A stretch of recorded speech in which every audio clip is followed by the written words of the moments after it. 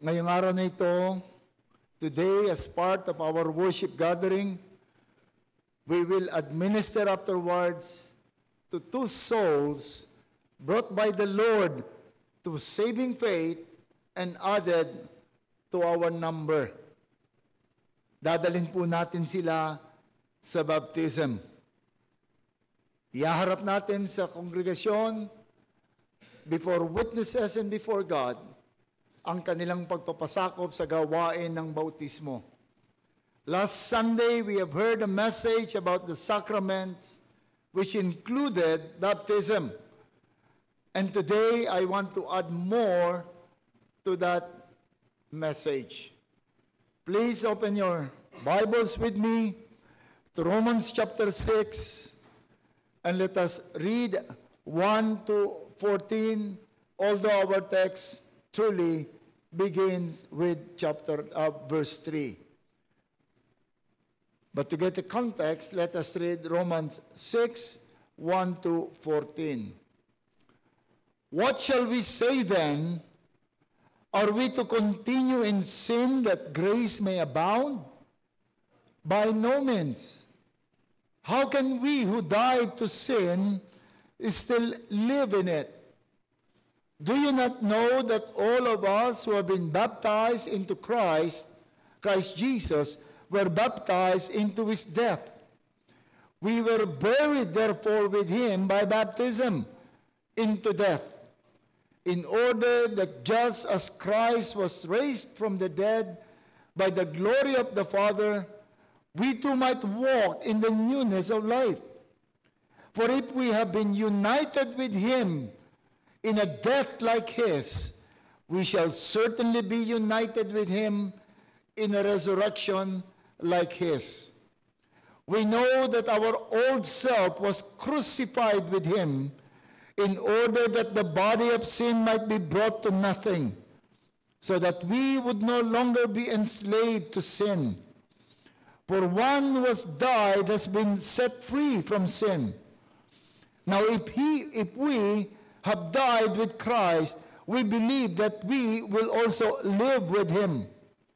We know that Christ, being raised from the dead, will never die again. Death no longer has dominion over him. For the death he died to sin, once for all, but the life he lives to God. So you also consider yourselves dead to sin and alive to God in Christ Jesus. Let not sin therefore reign in your mortal body to make you obey its passions. Do not present your members to sin as instruments for unrighteousness, but present yourselves to God as those who have been brought from death to life, and your members to God as instruments for righteousness. For sin will have no dominion over you, since you are not under law, but under grace. Let us pray. O Lord, we thank you for your word. We thank you that you would address things in your word, things that we would not understand by ourselves. And so we again, Lord, cry out to you and ask that you would so guide us, the mind and heart of everyone, and even your servant who would deliver the message, that we might all benefit from our study. Lord, we pray that you would be with us as we look at your word. Let us hear your voice, Lord. Speak to us. In Christ's name, amen. Mapapansin po natin that the mention of baptism, beginning with verse 3, starts with the word, do you not know that all of us who have been baptized into Christ Jesus were baptized in his death? Do you not know? Which means you should have known. You all possess this knowledge. He was using baptism in this particular passage. He was using baptism to enforce, to to strengthen a claim, a principle that they should have known. You should have known. You all possess this knowledge. This sounds like baptism was being used by Paul to enforce an argument or to buttress an argument, if you will, to an important assertion. Gagamitin niya yung baptism para palakasin yung isang argumento na gusto niyang ipagdiinan. And what is this argument? Now, Paul in this letter was countering the false conclusion to a right doctrine. And we would see that in the two verses in chapter 6. What shall we say then? Are we to continue in sin that grace may abound? By no means.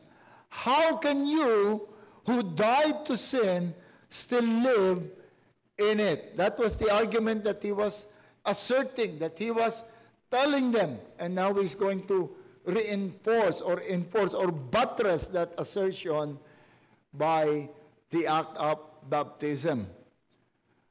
This question, this argument that he was answering actually began in chapter 5, earlier in chapter 5 from verse 12, where he said, just as sin came into the world through one man, and death through sin, and so death spread to all men because all sin. For sin indeed was in the world before the law was given. But sin is not counted where there is no law. Yet death reigned from Adam to Moses, even over those whose sinning was not like the transgression of Adam. But in verse 15, but the free gift of God is not like the trespass, for many died through one man's trespass, much more the grace of God, the free gift of the grace of that one man, Jesus Christ, abounded for many. This was the argument na gustong sabihin ni Apostle Paul after in previous chapters of the book of Romans, he asserted that all are sinners before God, that we are all accountable, Jews and Gentiles, we are all under the wrath of God because of sin. But beginning verse 5 to 12, Paul stated that men are made condemned, men became condemned, sinners, not because of their personal doing. We were born condemned. We were born sinners because of Adam. Adam, our federal head, sinned. And we inherited that sin. And therefore, yung sinfulness natin, yung state of condemnation natin, is because of something that we did not personally acquire. If our condemnation is not from what we personally acquired, therefore, there is nothing we can do to reverse that condition.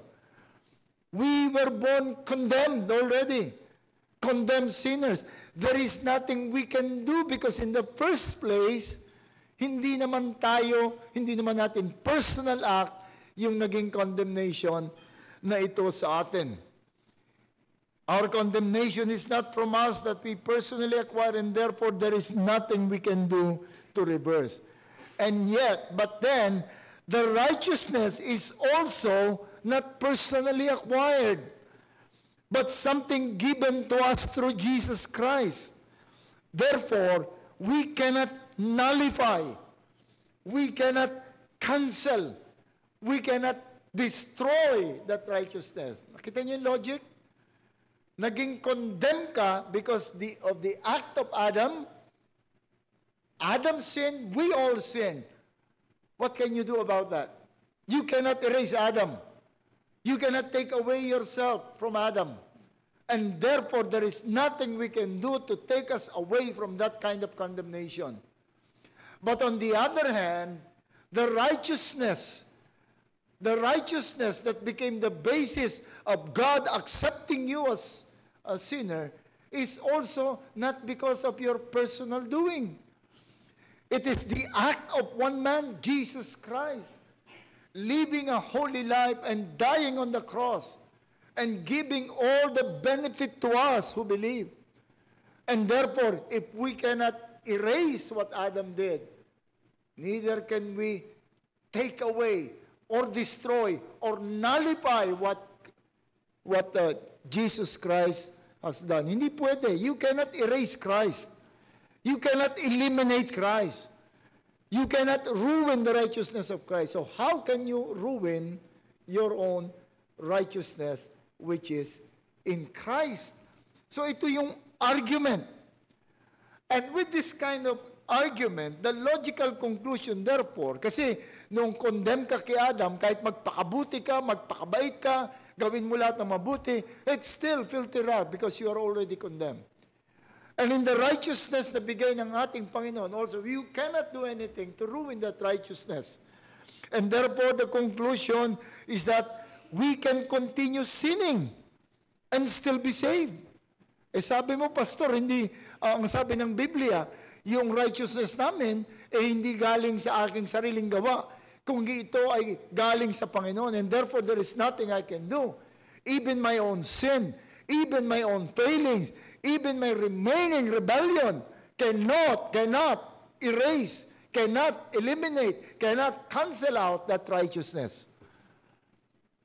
And therefore, the conclusion is, we can sin as much as we want and still be righteous before God. Yun ang magiging logical conclusion. If your gospel will not bring you to that kind of logic, you're not preaching the right gospel. But Paul must counter that logical conclusion. Paul must counter that by the reality that accompanies salvation. He said, therefore, chapter 6, shall we continue in sin that grace may abound? By no means. Paul said, I acknowledge your logical conclusion, but this is my answer. By no means. How can he who died to sin live in it? Do you not know that all of us have been baptized, and so on and so forth? Paul was saying, sorry. Yes, you cannot destroy that righteousness even with sinning. But neither can you continue, and neither will you continue sinning, because you are rendered dead to sin by what Christ has done to save you. You are already dead in sin. That was the counter argument of the Apostle Paul.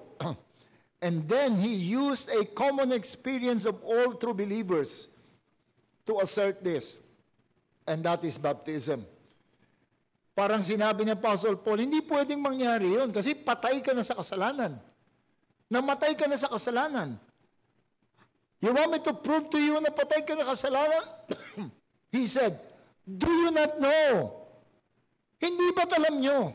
Tandaan ninyo that all of us who have been baptized into Christ Jesus were baptized into His death.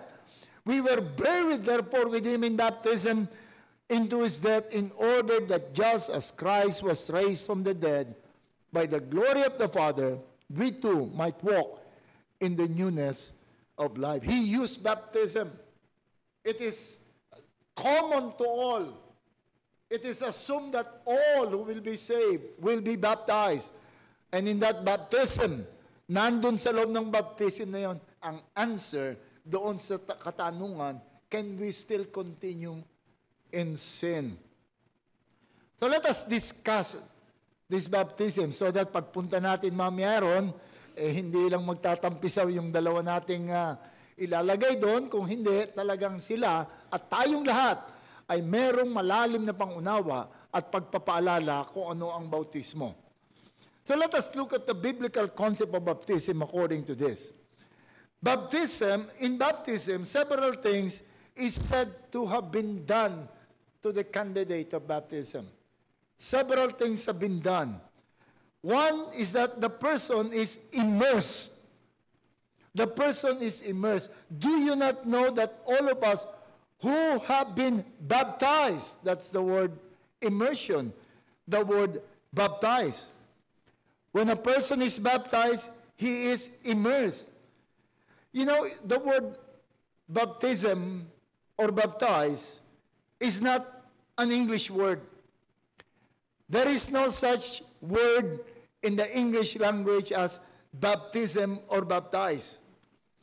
Baptism is a transliteration of the Greek word. When you say transliteration, ibig sabihin, it's a Greek word, but instead of translating, pinalitan nila yung word ng yung Greek letters, nilagay nila yung mga letters sa English letter, and so we come up with the word baptism. So baptize is not an English word, no such word in English language. The transliteration of the Greek word, it is a transliteration of the Greek word baptizo. Baptizo. From the root word bapto, where we get our word bath.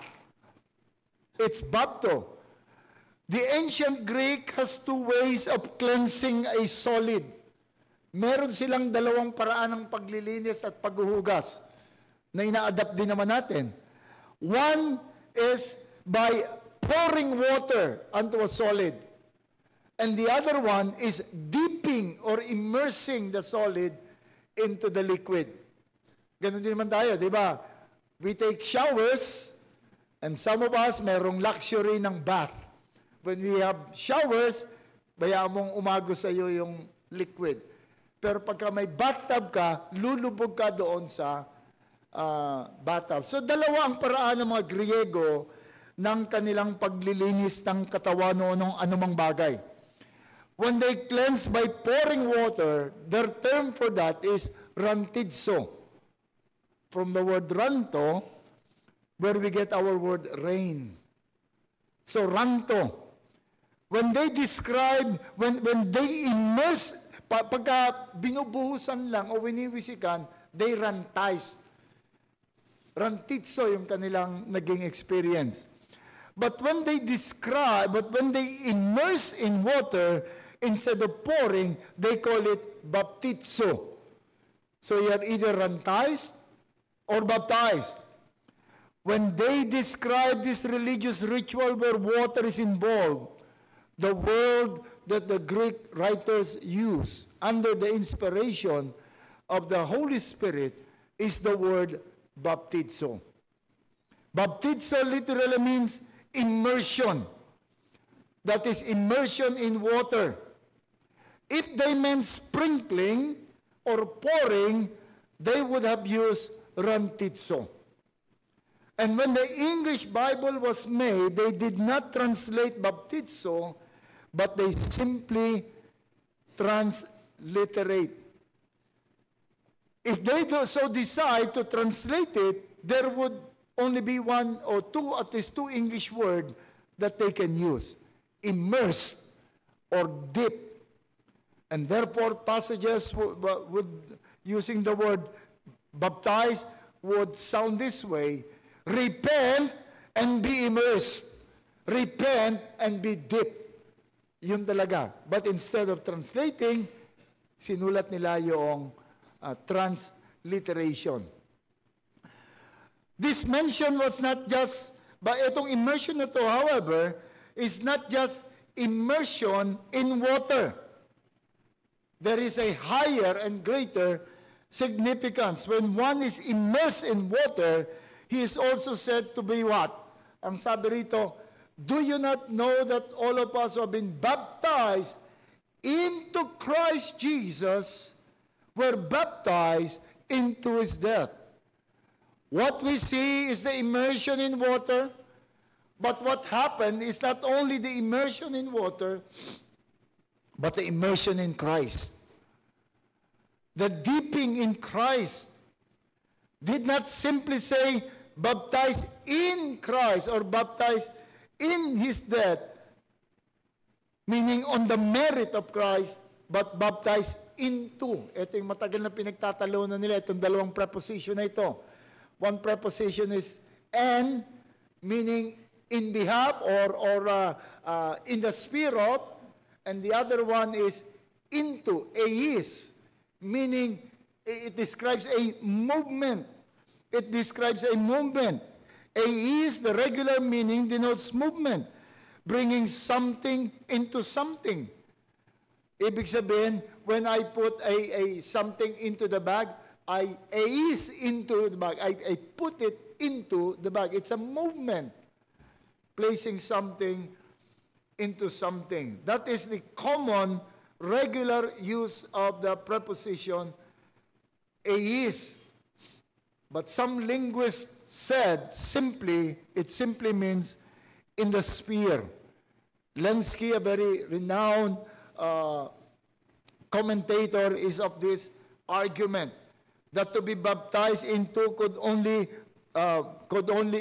only mean in the name of, or in the sphere of, within the circle of Jesus Christ. To be baptized into could mean brought, but kung ano man ang understanding mo sa is, either brought into, immersed into Christ, or brought into the sphere of Christ, it's just the same. It's just the same. It is simply saying that to be baptized into could mean brought into a personal connection, brought into the sphere of Christ, with or made related to Jesus Christ. So to be baptized into could mean brought into a personal connection, or simply saying in connection with, or made related to the reality. Whichever it means, it will ultimately denote being brought into a personal connection with Jesus Christ. Being brought into a personal relationship in baptism will remind us even of several times the concept is used. The church was commanded to make disciples of all nations. And what is a disciple? A disciple is a follower. And the element of that discipleship, making them disciple, is preach the gospel and then baptizing them into, there is again that preposition is, into the name of the Father, into the name of the Son, and into the name of the Holy Spirit. When the Apostle Paul was dealing with the division in the church in Corinth, where people are identifying themselves with Barnabas. I am in Barnabas, and some of them said, I am in Paul, and others said, I am in Christ. Paul asked the question, were you baptized into the name of Paul? Were you incorporated in me? You're not. We're all in Christ. Are you brought into the personal relationship with Paul that you now become part of Paul? No, you are not. You're part of Christ. And then later on, he used that same idea of incorporation when he was dealing with their confidence in their position. They were asked that, and all, he reminded them of what happened to the Jews. They were all baptized into Moses. They became part of Moses. They were carried by Moses. And therefore, when one is baptized or submit himself to baptism, he is being connected. He is being connected to the person of Jesus Christ. He is being immersed not only in water, he is immersed in Christ. But more specifically, he was immersed in union with Christ's death. We read, do you not know that all of us who have been baptized into Christ Jesus were baptized into His death? Baptism placed, ang ideyang pinakikita ni Apostle Paul is that when you were baptized, you were placed not only in Christ, but more specifically, you were placed in the death of Christ. At baptism, we were buried with Him. Christ died, and we died. Christ was buried, and we were buried with Christ. Kaya nga, we believe that baptism should be immersion, kasi pagka naglilibing ka, hindi mo naman winiwisikan lang ng lupa yung patay. Mangangamo yun. But tinatabunan. So at baptism, we were buried with Him, completing the process of dying. But as we came out of the water, we portray yet another accomplishment of Christ, and that is the resurrection. So nung tayo ay ilubog sa tubig, isinama tayo sa death ni Christ. At nung iahon tayo sa tubig, I guarantee you, iaahon uli natin yung mga ililibing natin mamaya. Yun ang karanasan nating lahat. Pag iniahon, ibig sabihin, we became incorporated as well in the resurrection of Christ. And therefore we read, we were buried therefore with Him by baptism into His death, in order that just as Christ was raised from the dead by the glory of the Father, we too might walk in the newness of life. Notice what was the purpose of resurrection. Notice what was the message of the resurrection. We were buried with Him by baptism into His death, in order, therefore, this is the purpose, in order that just as Christ was raised from the dead by the glory of the Father, we too might walk in the newness of life. If we have been united with Him in the death like His, we shall certainly be united with Him in a resurrection like this. The old self has been done away. So nakita niyo yung glory ipinapakita rito sa baptism? Namatay na kasama ni Kristo at nabuhay, and then bright as the glory of God would walk in the newness of life. Walk in the newness of life. Verse 5 says, for if we have been united with Him in death like His, we shall certainly be united with Him in the resurrection like His.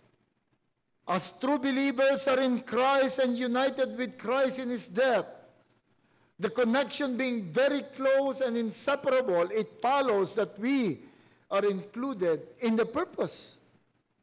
If we are included in the death, included in the resurrection, we are also with Christ in the purpose, and that is to walk in the newness of life. So baptism, you see, is not just a ritual that we perform before joining a church. Hindi yan isang ritual lamang na, alam niyo, mayroong mga ritual, ang mga social. Bawa, kapag nag-join ka ng isang fraternity, there are certain rituals. Merong mga paddling, merong hazing. Pero pagkatapos noon, pag in ka na, kalimutan mo na lahat yung mga bagay na yon. No. Baptism is not of that category. It's not just a ritual that we must perform before joining a church. A ritual once done can be forgotten about. It is not, itong baptism is not simply symbolic and nothing more. In baptism, it is the gospel portrayed. It is the gospel proclaimed. It is the gospel dramatized, that we died because of Christ, that we rose from the dead just like Christ in the newness of life. It is the faith expressed as if there and there alone in baptism that all these things happen. Na parang doon lang talaga nangyari. Parang doon talaga nangyari that nung ilubog ka sa tubig, isinama ka kay Christ. At nung ikaw ay iahon mula sa tubig, doon ka nagkaroon ng bagong buhay. As if it happened right there and there. But what happened is that the gospel is confirmed in baptism. The gospel is declared in baptism.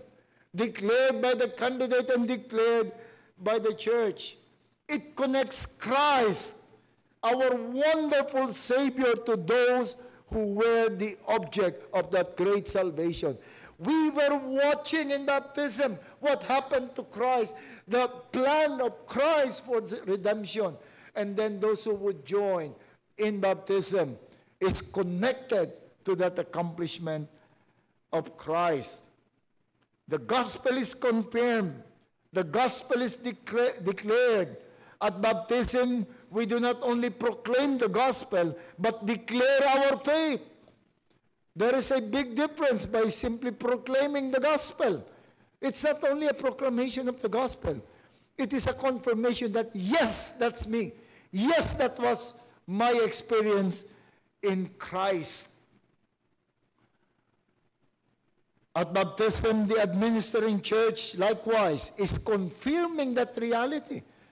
That's the reason why before going through baptism, we interview members, we talk to them, we know them, we observe them, so that we can be sure that truly the gospel took effect in the life of this person.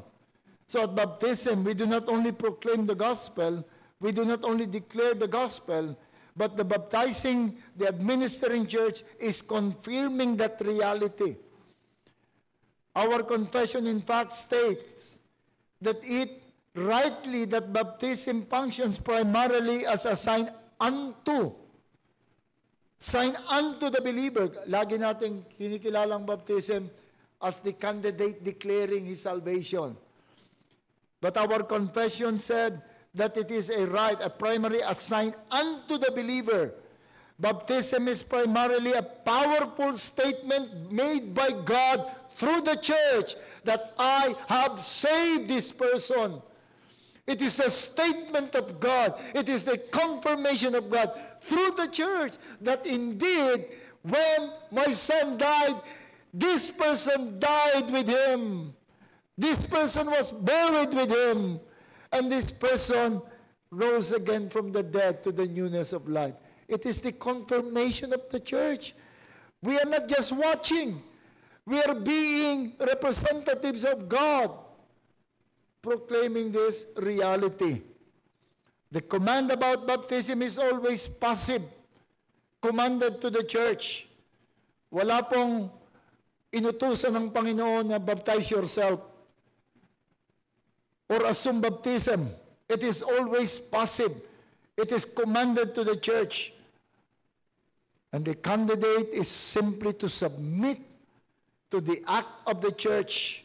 So the church must have the basis in administering baptism to a candidate. Baptism is a sign of the believer's union with Christ in his death and his resurrection.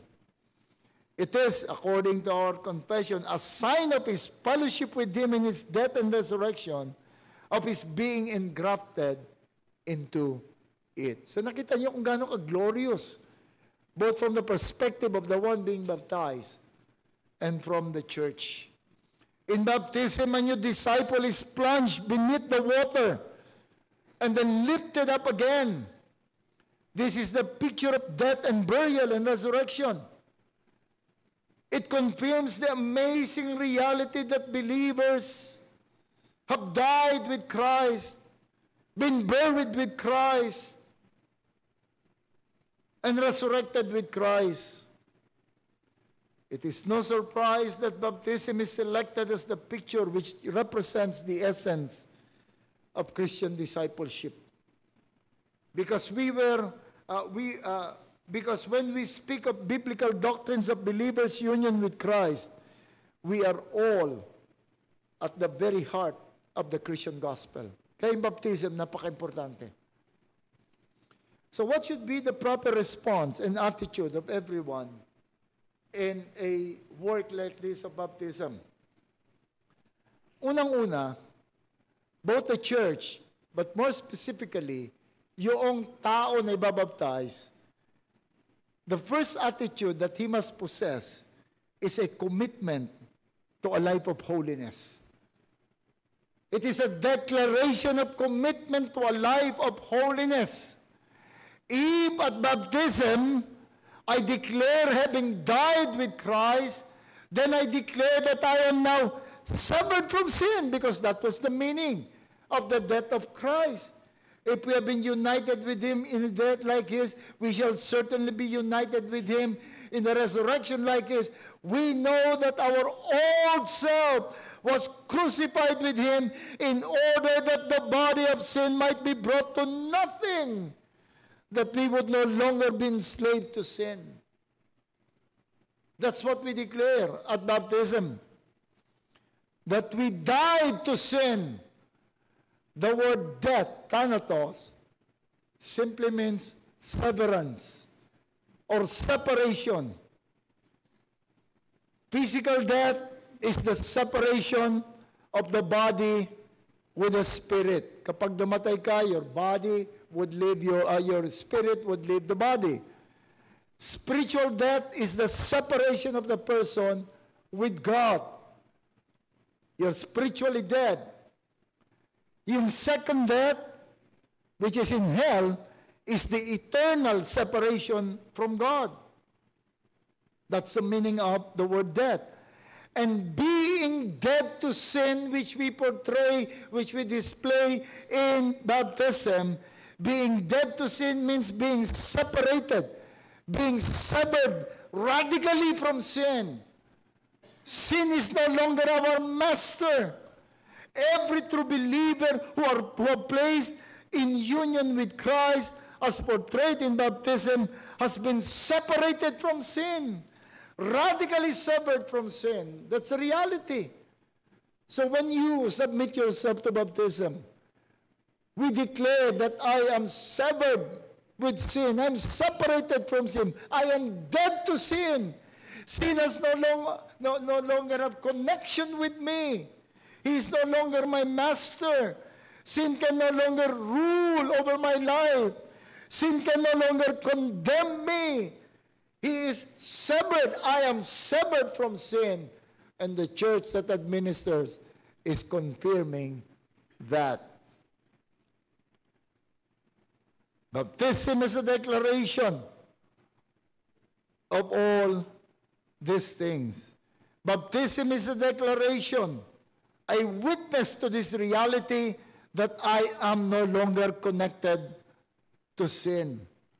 That I now hate the things I used to love, the things I used to enjoy.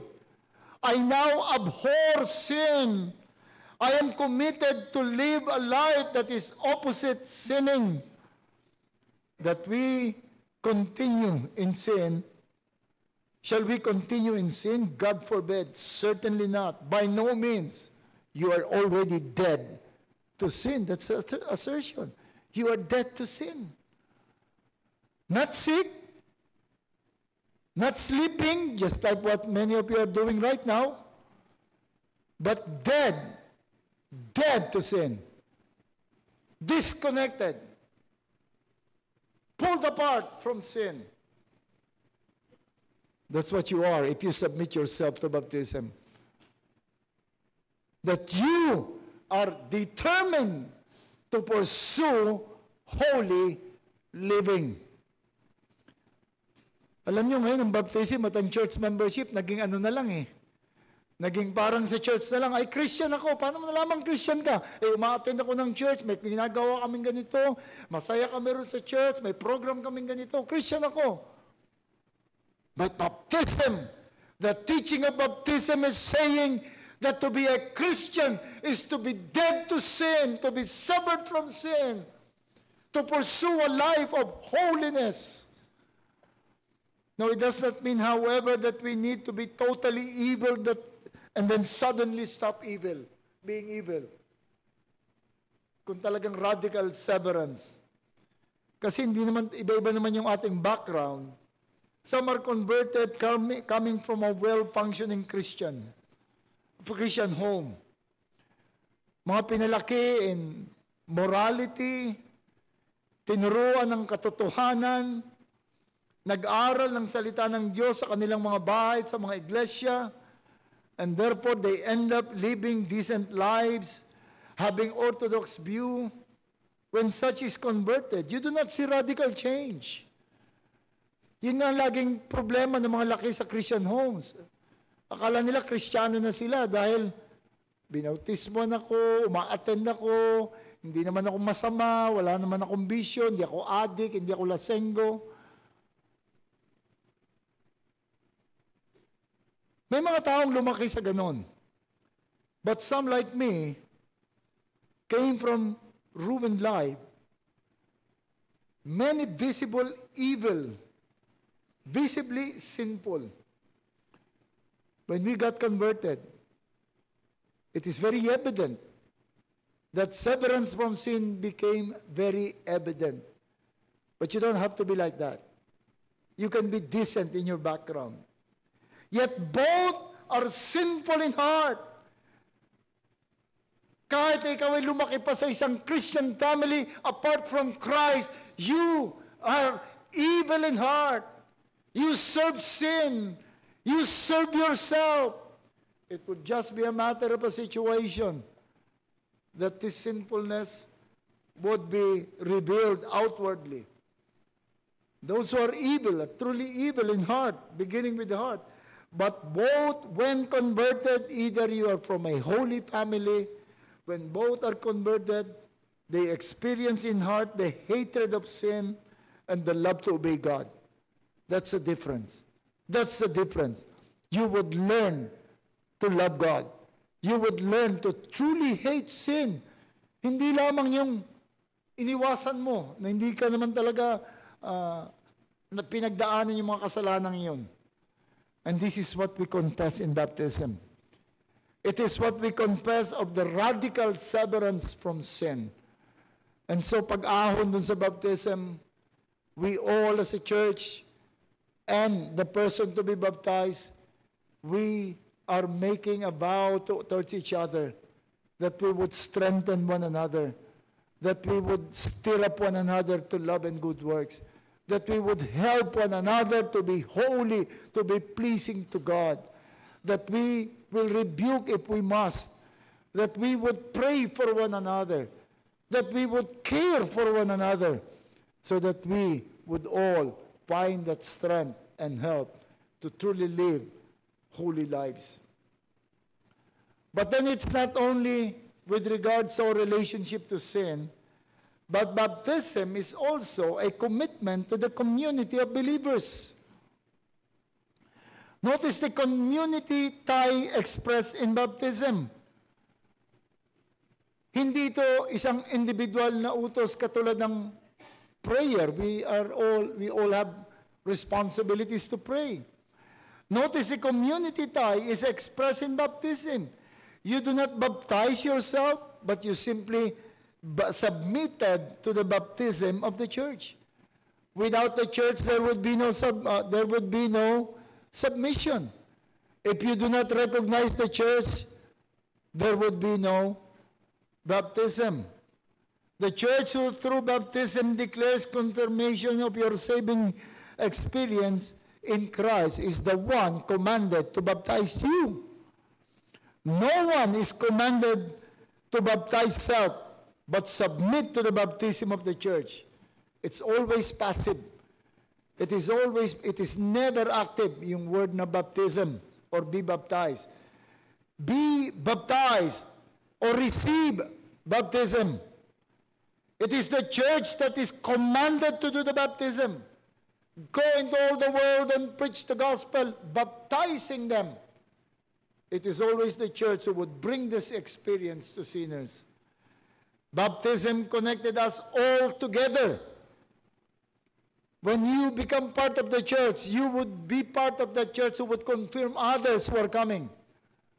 Kaya nga we want really to make this clear, kaya meron tayo something unique sa ating church na ginagawa, which is not really commanded by the Word of God, but I believe it helped us a lot to recognize that community life, that community concept, that before we admit candidates for baptism, he will go around or she will go around and meet the members of the church, know them, as they know him also or her. And then when we finally go to that act of baptism, we know each other. We know that we are committed to this community life. Baptism connects us all. Paul even included self to the community. In Ephesians 4, he emphasized this oneness when he was calling the Ephesians to endeavor to keep the unity of the Spirit in the bond of peace. Notice what was used as an argument. There is one body, one Spirit, just as you were called into one hope of one calling, one Lord, one faith, one baptism. That is a great part of our unity. As Lenski states, one Lord to whom we all belong, one truth that joins us to Him, one sacrament that seals us in this. It's one. At baptism, you declare your commitment to the community. You became part of the community. You will no longer be a private person as far as community, as far as spiritual experience is concerned. But also, it's not only a commitment to the community, it's not only a declaration of our experience in Christ, but we also must have a warm attitude towards the gospel. It must excite us. Nakikita uli natin yung gospel. It must excite us. It declares the saving experience of all of us. Nakikita natin yung binabaptize. It must excite us that we are again, in a very strong way, reminded that I died to sin because I am placed in Christ. I am included. I am placed in union with Christ and His death. And I rose with Christ from the dead in the newness of life. That is, we are watching our own experience. We are watching our own experience. I remember one camp, family camp, yung CCM. Nagkaroon sila ng program. Yung isa rin sa mga program, dinramatize ng mga bata how they were abused before CCM got them. Kung paano siya in-abuse dun sa bahay, kung paano siya. Pagkatapos nun, yung isang babae, nakita namin, batang babae, nandun sa likod ng stage, iyak ng iyak. Because what she was seeing was her life. What she was seeing. Kaya I have to talk to the officials of CCM and also to Pastor Ellis and ask them, please stop doing that dramatization. Stop doing that. At baptism, what we are seeing is not our sad experience, but a glorious experience with God.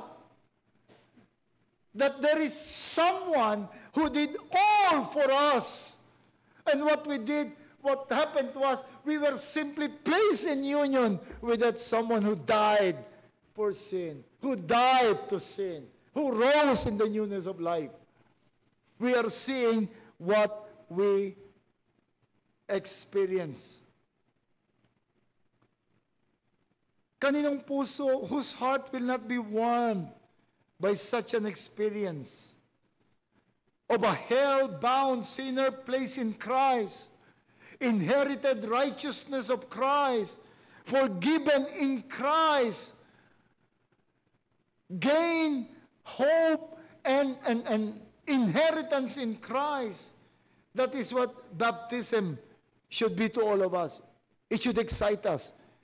It should warm us. It should not make us sleep while this is being preached to you. We should all be excited with open eyes and listening ears.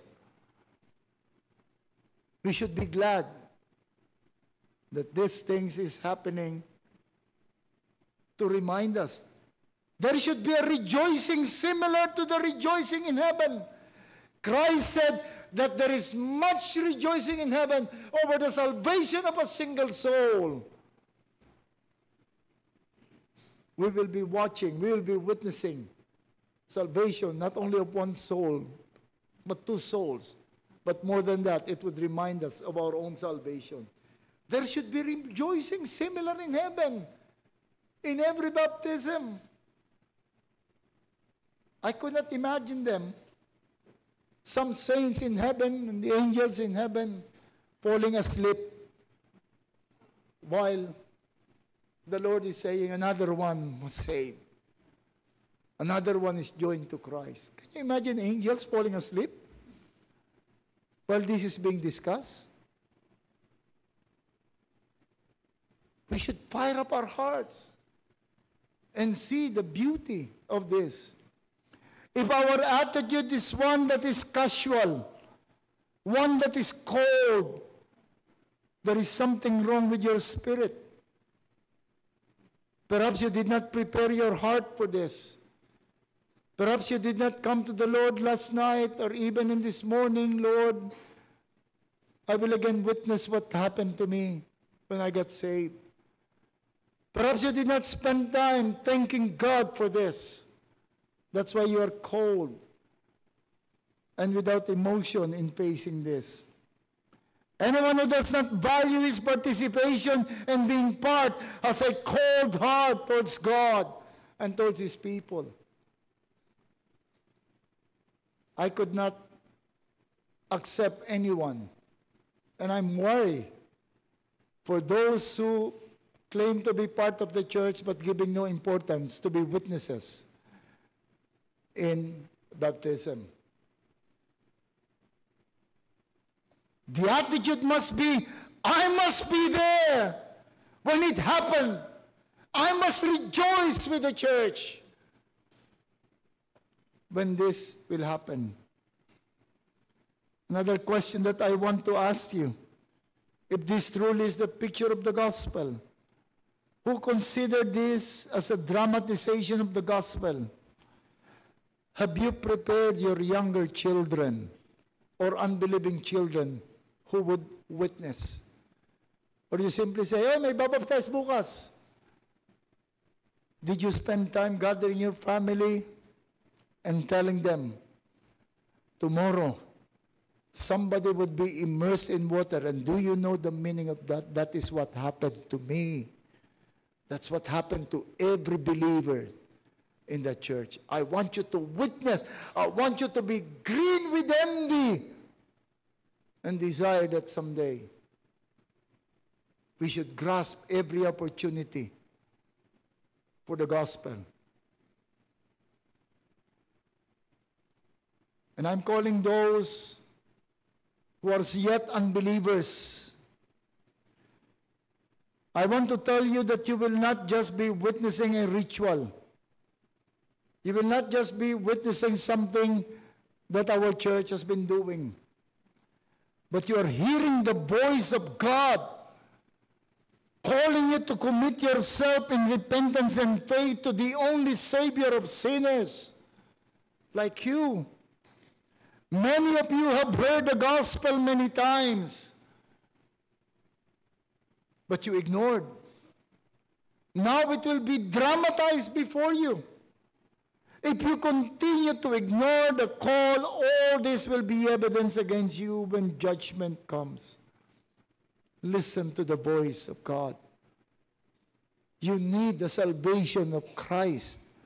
You need to be joined to Christ. You need to repent. You need to believe in the only Savior that can rescue you from damnation. So let us all witness this event with gladness in heart, but more so with repentant attitude towards God. Let's pray. O aming Panginoon, nagpapasalamat po kami muli na hindi ka po nagsasawa sa pagpapaalala sa amin. Always calling us to rejoice in the salvation that you have given us. Always using opportunities to call sinners to come to you in repentance and faith.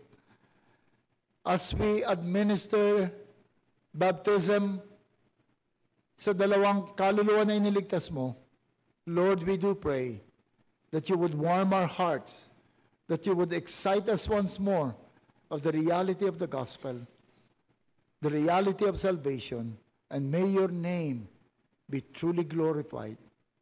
In Christ's name, amen.